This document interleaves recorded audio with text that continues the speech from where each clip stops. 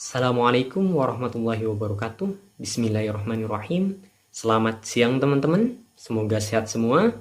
Di sini saya Ahmad Yusa Prasetyo Adi bersama rekan saya Fatimatuz Zahro akan menjelaskan salah satu materi pokok bahasan dari manajemen operasi, yaitu metode just in time. Di sini kami sebagai perwakilan dari kelompok 4. Dan sebelumnya mungkin nama-nama anggota kelompok 4 mungkin dapat teman-teman lihat sebelum slide atau dalam PowerPoint yang kami kirim. Dan juga mungkin disampaikan di dalam deskripsi video ini. Jadi di sini kami mewakili kelompok 4 dalam menjelaskan materi metode just in time. Oke. Untuk selanjutnya mohon perhatiannya disimak dengan baik. Semoga dapat memberikan pengertian yang benar-benar utuh serta komprehensif. Oke, kita mulai. Di sini saya akan menjelaskan tentang beberapa pengertian atau konsep dari metode just in time, dari awal perkembangannya hingga pengertiannya pada saat ini. Yang pertama, pengertian just in time dalam buku manajemen operasi yang disusun oleh J. Hazer dan juga Berlander. Just in time merupakan sebuah filosofi pemecahan masalah secara berkelanjutan yang sifatnya memaksa dan mendukung produksi ramping. Oke, yang kedua, ada teori yang disusun atau yang tertulis di dalam buku Sistem Inventory yang disusun oleh Profesor Senator Nurbahagia, guru besar ITB. Just in time diartikan sebagai sebuah metode perencanaan dan pengendalian produksi yang dikembangkan di Jepang pada era setelah selesainya Perang Dunia Kedua selesai. Pada awal mulanya, metode ini dikembangkan dalam sistem produksi Toyota Motor Co. tatkala itu. Jikalau kita belajar sedikit tentang manajemen inventory, di sana terdapat 3 metode turunan pertama, yaitu MRP dan SIC. Metode just in time sangat berbeda dengan pendekatan yang dilakukan oleh kedua metode tersebut. Jika metode SIC dan MRP, di sana metodenya berbasiskan pada pendekatan optimasi. Dan hakikat dari metode just in time sendiri adalah melakukan suatu penghematan atau efisiensi di dalam semua lini produksi, yaitu dengan cara mengeliminasi segala pemborosan yang ada.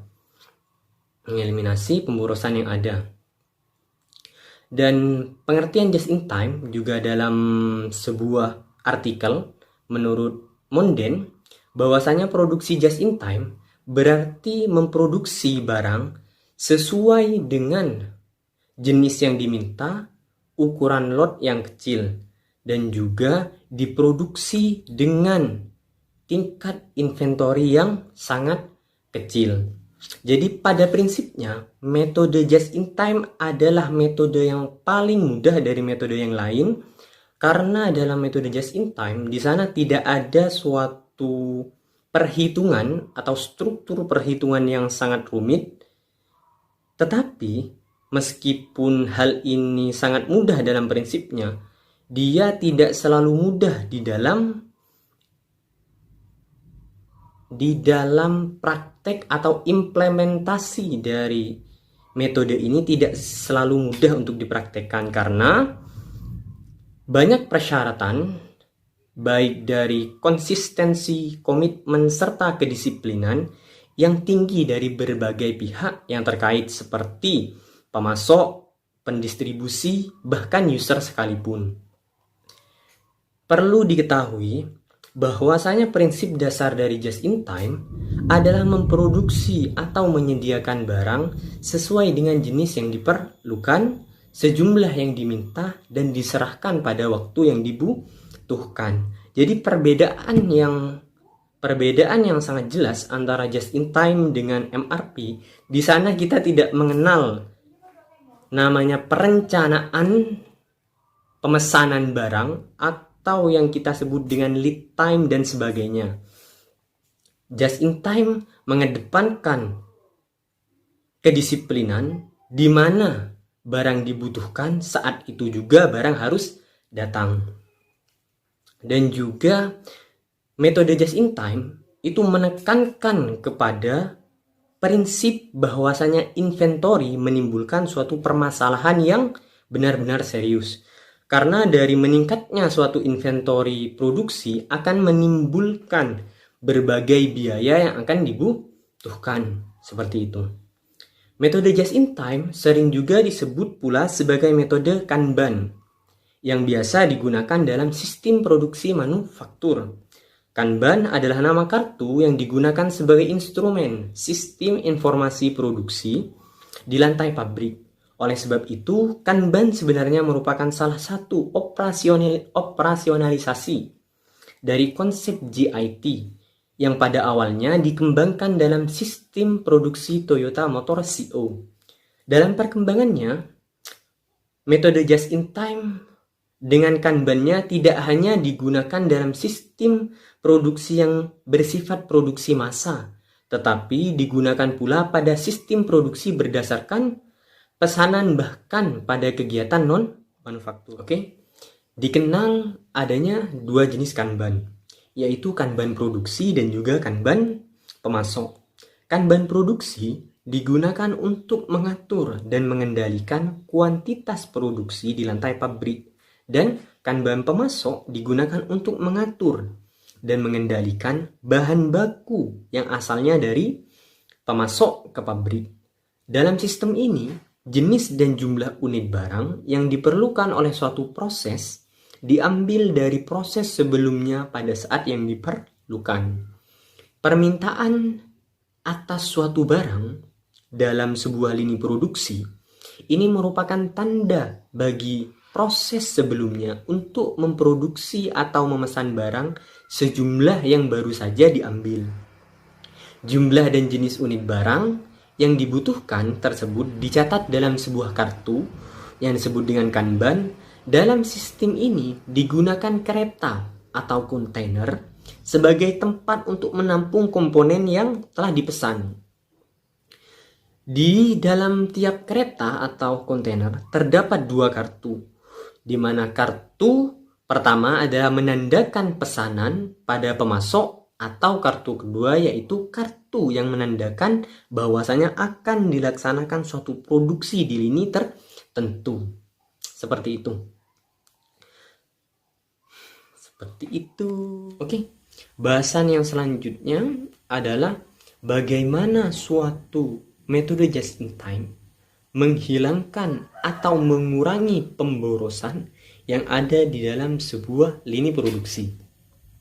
Jadi gini teman-teman, bahwasanya bila kita membatasi pembicaraan pada suatu tingkat pemborosan, maka kita sebenarnya berbicara tentang segala aktivitas atau segala produksi yang tidak memberi nilai tambah terhadap output yang dihasilkan.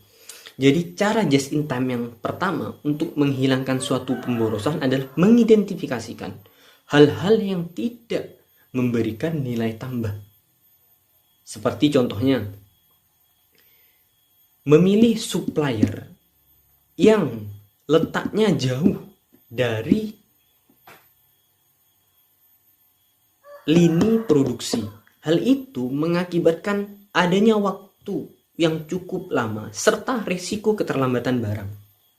Itu salah satu yang membuat atau aktivitas yang benar-benar sebenarnya dapat dieliminasi dengan cara memilih supplier yang letaknya strategis dengan lini produksi.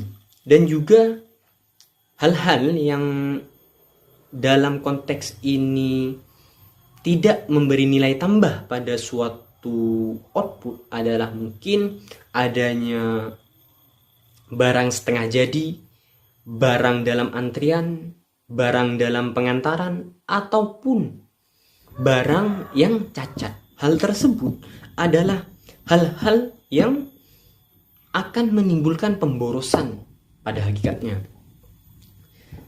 Dan selain untuk menghilangkan pemborosan, selain mengidentifikasikan dan menghilangkan hal-hal yang tidak memberi nilai tambah pada suatu lini produksi, just in time juga melakukan pendekatan terhadap variabilitas yang muncul di dalam proses produksi. Kalau kita belajar tentang statistik quality control, apa sih yang disebut dengan variabilitas itu sih? Jadi variabilitas dalam konteks ini merupakan sebuah penyimpangan dari standar yang telah ditentukan oleh perusahaan. Jadi segala penyimpangan yang diakibatkan oleh pemenuhan dari proses produksi suatu barang. Jadi ini yang harus dijaga dan dihilangkan. Jadi untuk spesifiknya, variabilitas ini akan dijelaskan oleh teman saya mungkin, yaitu Fatimahuz Zahra, berkenaan dengan kunci atau sasaran yang harus dimiliki oleh sistem just in time. Jadi keunggulan. Jadi pihak-pihak siapa saja yang berperan dalam sebuah metode just in time dan syarat-syarat apa yang harus dipenuhi. Jadi seperti itu. Variabilitas ini dapat diakibatkan oleh kelemahan manajemen salah satunya, dan juga keteledoran pemasok, atau tidak ada jadwal induk produksi yang pakem dalam sebuah sistem operasi secara keseluruhan. Jadi mungkin itu jadi bahasan yang mungkin bisa saya sampaikan. Semoga teman-teman bisa memahaminya dengan baik. Monggo kalau seandainya ada pertanyaan, dipersilahkan setelah teman saya Fatimahuz Zahra menjelaskan materinya. Untuk Fatimahuz Zahra dipersilahkan untuk menjelaskan materi selanjutnya. Terima kasih.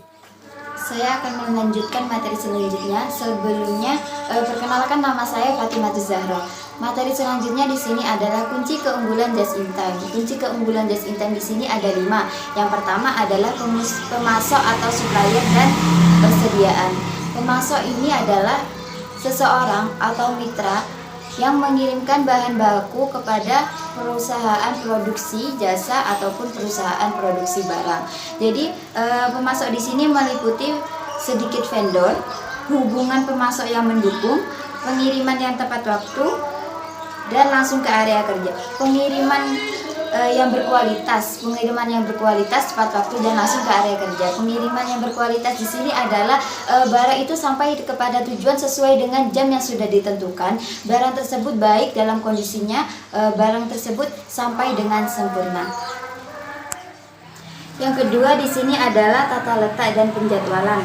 Tata letak atau layout just in time di sini adalah memindahkan material secara langsung ke lokasi yang diperlukan. Dengan adanya tata letak atau just in time di sini dapat menggunakan beberapa taktik, yaitu yang pertama membangun sel kerja untuk keluarga produk, yang kedua memperkecil jarak. Maksud dari memperkecil jarak di sini adalah kita mencari supplier yang lebih dekat dengan proses produksi atau tempat di mana bahan baku itu dibutuhkan. Yang ketiga di sini adalah tempat kerja yang terorganisasi. Terorganisasi di sini adalah yang terstruktur. Tempat kerja yang terstruktur dapat mempermudah suatu produksi. Yang keempat di sini membangun peralatan yang fleksibel. Dengan peralatan yang fleksibel mudah digunakan dan juga dapat mempercepat produksi barang atau jasa. Kunci kesuksesan just in time yang ketiga di sini adalah pemeliharaan dan pencegahan. Pemeliharaan dan pencegahan di sini meliputi penjadwalan, rutinitas harian, dan keterlibatan operator. Dengan adanya penjadwalan itu dapat mempermudah bagaimana suatu produksi barang, Yang keempat di sini adalah produksi yang berkualitas, yaitu meliputi kontrol proses statistik, pemasok berkualitas, dan kualitas di dalam proses perusahaan. Dengan kita mengontrol terus bahan yang disuplai oleh pemasok itu dapat meningkatkan bagaimana pemasok itu memberi barang terhadap kita. Ketika pemasok memberikan bahan baku yang bagus, maka perusahaan juga akan menghasilkan produk yang bagus juga. Yang kelima di sini adalah kinerja karyawan dan komitmen. Kinerja karyawan di sini diberdayakan dan terlatih. Nah, dengan karyawan di sini tidak hanya diberdayakan, melainkan di sini karyawan juga butuh untuk proses pelatihan. Nah, dengan adanya pelatihan di sini dapat meningkatkan kreativitas karyawan dan juga perusahaan dapat memperoleh produk yang lebih baik dari sebelumnya. Selanjutnya saya akan membahas studi kasus yang sudah diambil oleh kelompok kami, yaitu persoalan penentuan jumlah Kanban. Grup Refrigeration INC sedang berusaha untuk mengurangi persediaan dan meminta Anda untuk menerapkan sebuah sistem Kanban bagi kompresor pada salah satu lini perakitannya.